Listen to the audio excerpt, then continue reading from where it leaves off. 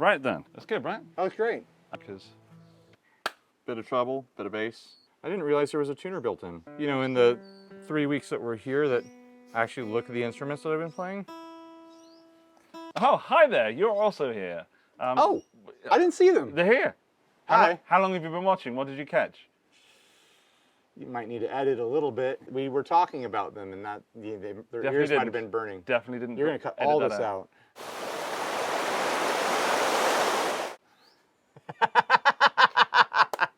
Hello, I'm Andy. I'm on my Holly work days. Is that a thing? Holly work days. Workations? I'm on a half holiday, half working experience, and I'm joined by my friend Ryan Burke. We're friends? For the purpose of this video. For theatrical purposes. Yeah. We are roommates, but not necessarily friends. You know, it's a purely business relationship. We took one for the team. Yeah. Because there wasn't enough rooms. Yeah. Because Henning wanted, you know, just in case one of us died, you know, then we would still have all the rooms full, you know, and then he wouldn't be wasting money on the resort. He was planning on one of us dying. So now Andy and I share a room. It's going to be weird without you. Wake up in the middle of the night. You know, like a virgin sacrifice is required, and I'm not a virgin, but I'm the closest to it apparently. So everyone voted, and they think I'm the most virgin-like, which is flattering in a way. It is pure, Yeah. pure. You're pure. Yeah. So we're here in the Philippines on a beautiful island called Floral Island, and we've got guitars and things. And this one is a Harley Benton 𝗬𝗎𝗪𝗬𝗠, a CLD41SEWN. I can't believe you didn't have that memorized. Sorry, it's got a tuner built in. Do you know that? I did know about the tuner because I spent a lot of time looking at this guitar over the past 2 weeks. We've been discussing random guitar things, and then we were talking down on the beach about making music, which is what you can do with guitars. We were also talking about being bullied. We didn't talk about it. We did it. We did it. Yeah. So do you want to do the backstory? You know, because I'm sure he won't mind being mentioned. Yeah, sure. Well, so we did a little skit that definitely was an act and not for real, where Andy played the guitar bully, and he beat me up and kicked me in the ribs, and stole my hat. And then we started talking about actual guitar bullies, and Perfecto's name came up. Legitimately one of the nicest guys here, by all measures. Like a sincerely nice, welcoming, accommodating guy. Is this video called Perfecto as a Bully? No, it's not. So let's... But I had a moment yesterday where I had been working on this little riff. I was like, oh, that catches my ear in a fun way. I'm going to work this out a little bit, and I'll take it home, and maybe this will work for one of the bands that I'm in. And I think Perfecto had just been doing like explore a song and its theory video with someone. A bit more highbrow. A little bit more highbrow than what I usually do. And he walks by and he's like, oh, another one of these guys with their movable shapes. Hi, quick message from me, editing Andy. It turns out that it wasn't Perfecto that said this, so everything that we say about Perfecto in this part is totally false, incorrect, and wrong. It was, in fact, Henning. Sorry, Perfecto. And I was like, oh no, now I'm insecure. And I just left, I think, to go to bed as that happened, and my heart hurt. Oh, you heard it too? I heard, because I thought it was Henning that did it, and that sounded like a particularly Henning thing to say. No, it was Perfecto, it shocked me. Another guy, with his movable chords, and then I can't remember what your retort was. Oh, it was, I was like, oh, there's an E minor in there. Yeah, it was an E minor. This is it. It rotates around like a G shape that I move around.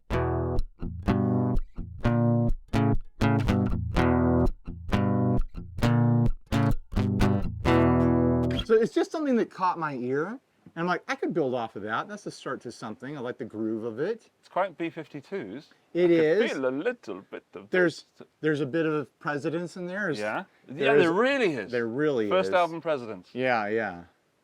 A little bug on the... It's not a surprise it caught my ear. But then after that, I'm sitting around like, well, yeah, maybe he's right. Maybe I'm being a simpleton here. Reductive. I'm being too reductive to this. and I start trying to do different shapes and work different things in, and like. What did you do? Like music, Like what did it sound like once you changed the... Well, immediately I started trying to do like fifth power chords and stuff like that, or like just other simple things, because I wanted to keep the simplicity of it. Like maybe there is something more, like there's something where I can change the voicing of each chord as I go, but it just didn't hit the same. Can you play the modified version, the Guitarists version, and then play your original, and we hear the difference? If we're considering the guitarist version as far as guitarists said are here, I don't play those chords. No, but you modified it so that so that you would feel like a better guitar player rather than a better songwriter. None of it sounded good to me, but it was like things like that. Like, and then the original?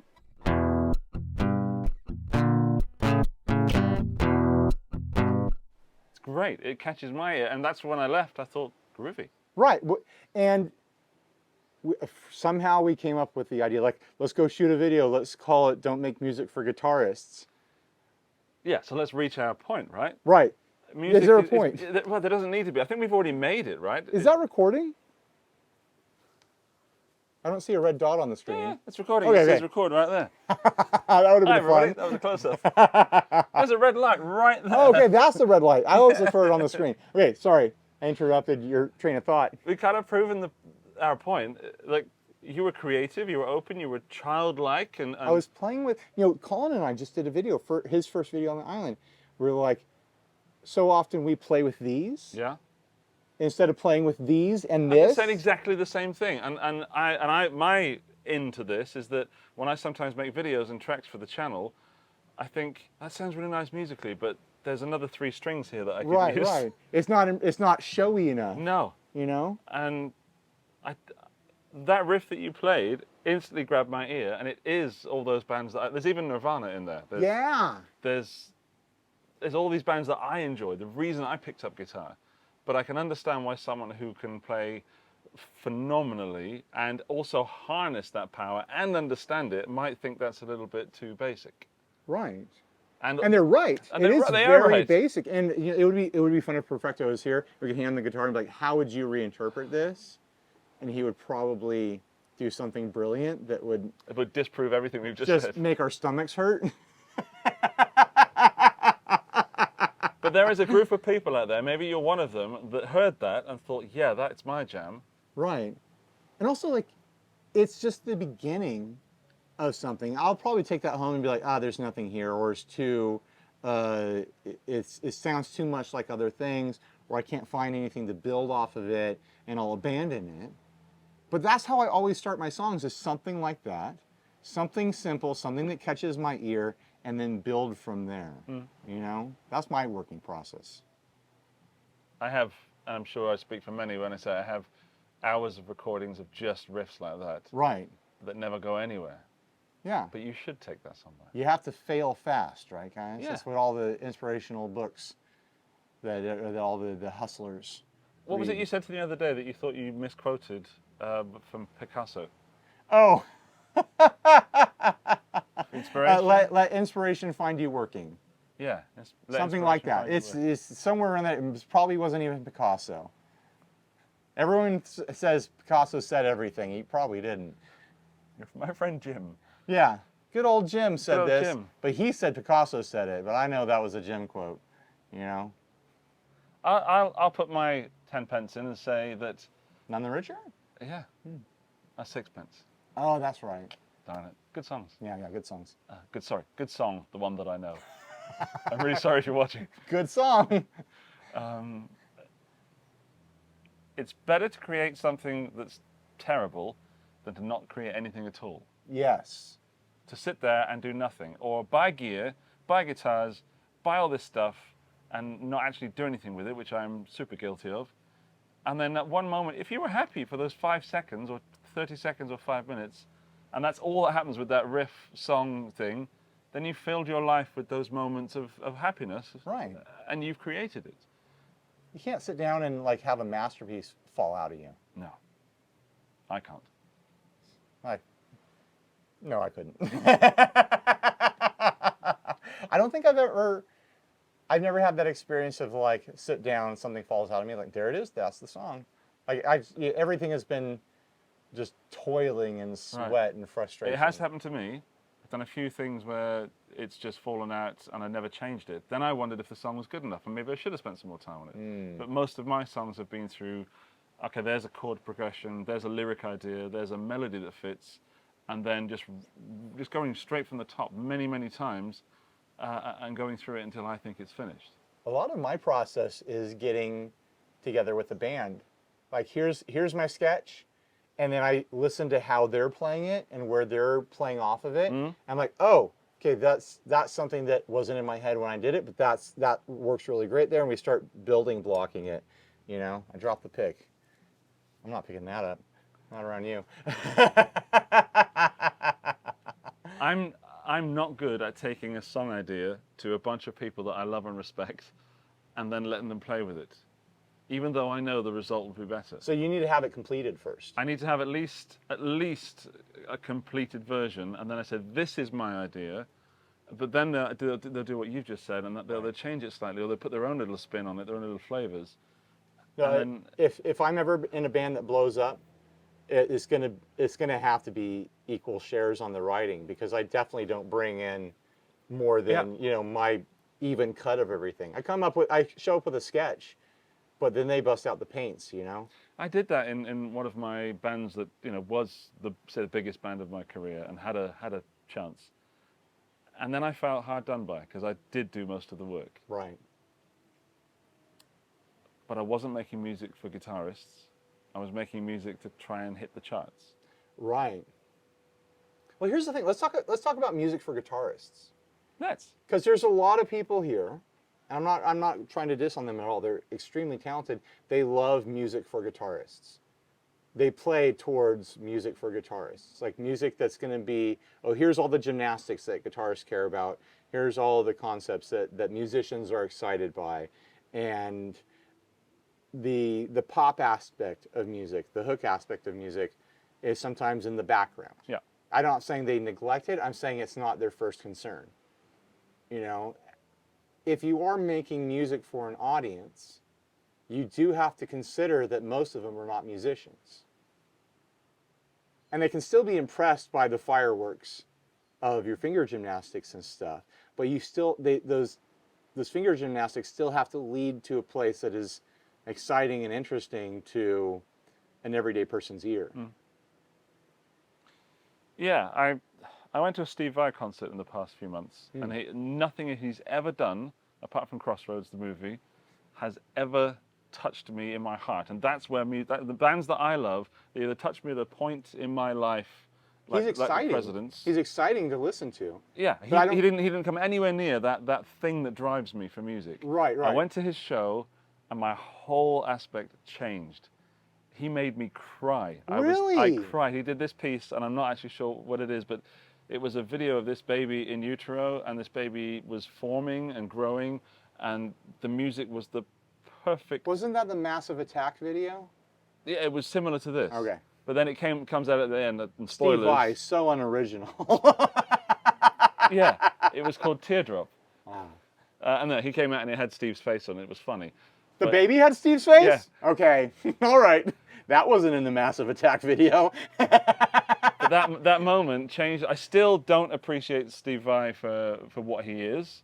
But that moment I had that little connection, his hooks, grabbed onto me, and now I have an in. No, I'd love to watch Steve Vai live, because it's going to be entertaining. It's going to be pyrotechnics on guitar, But yeah, you go to a President show, you go to some band that you loved as a teenager, and it's simple 4-chord, the Ramones, alt pop songs, punk songs, pop punk songs and stuff like that.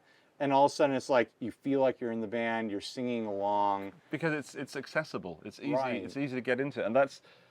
I grew up on Queen, and I never started playing guitar because of Brian May, because I thought it was too godlike. Right. And then when Nirvana hit, and grunge bands and punk bands of the 90s, I thought, I could do that. It's cliche, but I picked up guitar because I saw someone play Smells Like Teen Spirit. Because I'd always seen, you know, I have family members that play guitar, but they would play like Eagles songs and stuff like that. And I'm looking at all these chord shapes and like, I couldn't even begin to, like, I can't jump into that aspect of, I can't jump into that. But then I saw a friend just, and they probably played it really, really bad, but I recognize it and like, oh, they're just moving things. It's just one thing and they're moving it around. I'm like, I can do that. There's that moment of I can do that. And it's an incredibly instantly recognizable song doing something simple.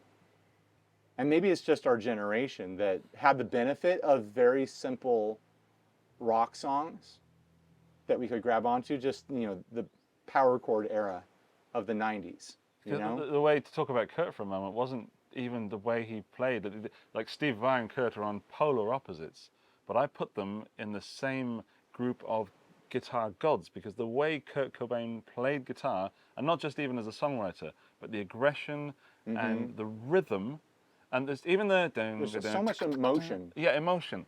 And there's, I mentioned this the other night. I think Glenn said something, and I clapped back at him about Kurt Cobain. And my connection in that moment is like, Kurt does what Ray does. He turns the guitar not only into guitar. It's not just guitar. It's not just notes. There's also sounds that are being made. There's little bits of personality. There's bits of feedback, and like little noises and things like that are part of the song, part of the music. And Steve Vai does the same thing. Yes. Like just the crazy dives and bends and little harmonics and plucking noises in between stuff. Like, it's not just about clean delivery of all these notes. It's this like percussive sound making thing that happens in between.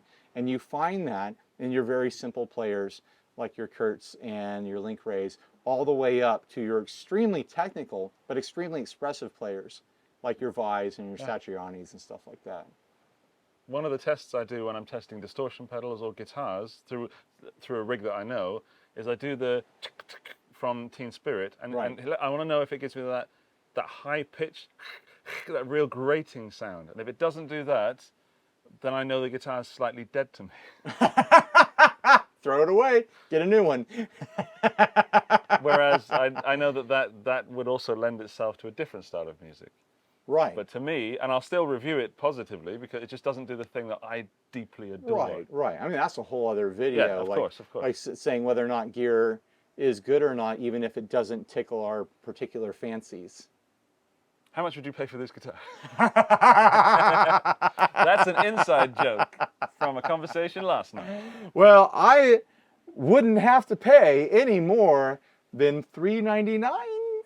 Yeah? We think it's roughly under $400, but I guessed $435. Yeah, let's say $435. I was in the neighborhood. You were in the right neighborhood. And that upset someone because they wanted us to say $1,200.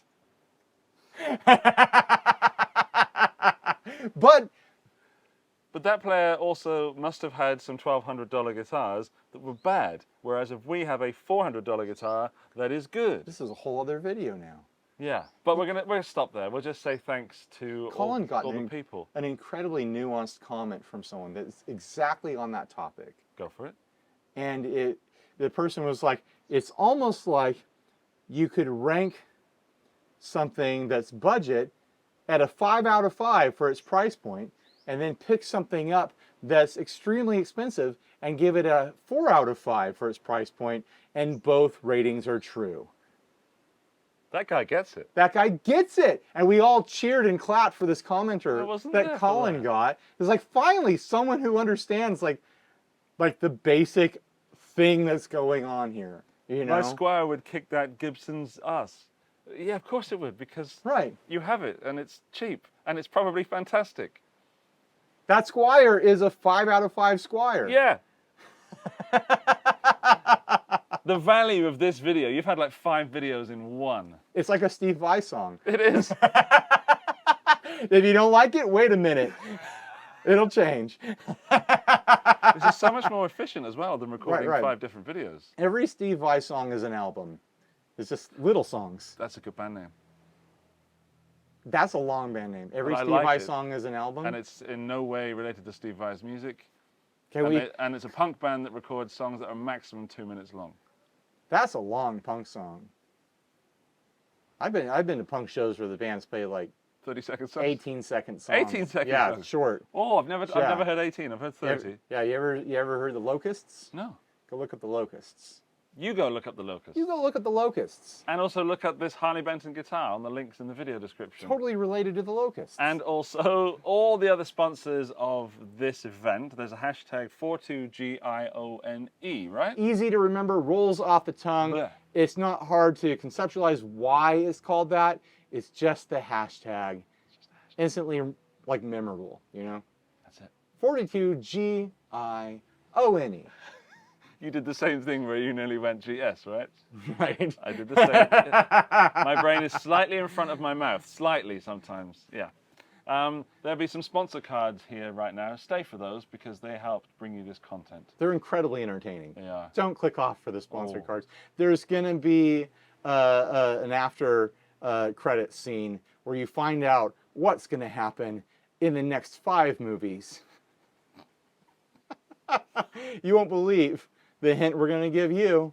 Your favorite character is going to show up. It's going to drop so hard. Somebody does or does not die. We're in the Avengers now. Actually, it felt like we were in the Revengers this week. But less about that in another video. Stop making music for guitarists. Make music for people with ears, which is most people. Amen. Thank you. Bye, everybody. How do you end these things? I just kind of say bye, and then I try to like put a smile on them as if I'm trying to inspire them to go and pick up a guitar, but I don't say anything. I know you've got Stay Grounded, which I love, but I don't really say that kind of stuff. I wouldn't say it on your video. No, you shouldn't. Yeah. But you should. You. Oh, are we still? You're still going to publish? I'm still publishing. This Okay, video. we're still publishing. Still live. The sponsor cards are still up? Yeah, we're still just talking over them. Yeah. Okay. Look at that one. You should put B-roll in here, for like drone shots and stuff. Sure. Yeah, just really pad it out. Really. You know, you could really boost your analytics by getting a longer average view time on this video if we just don't. Well, stop what I normally talking. do is the end of the video club. We didn't do that. Do you want to do that? Okay, do the end of the video Okay. club.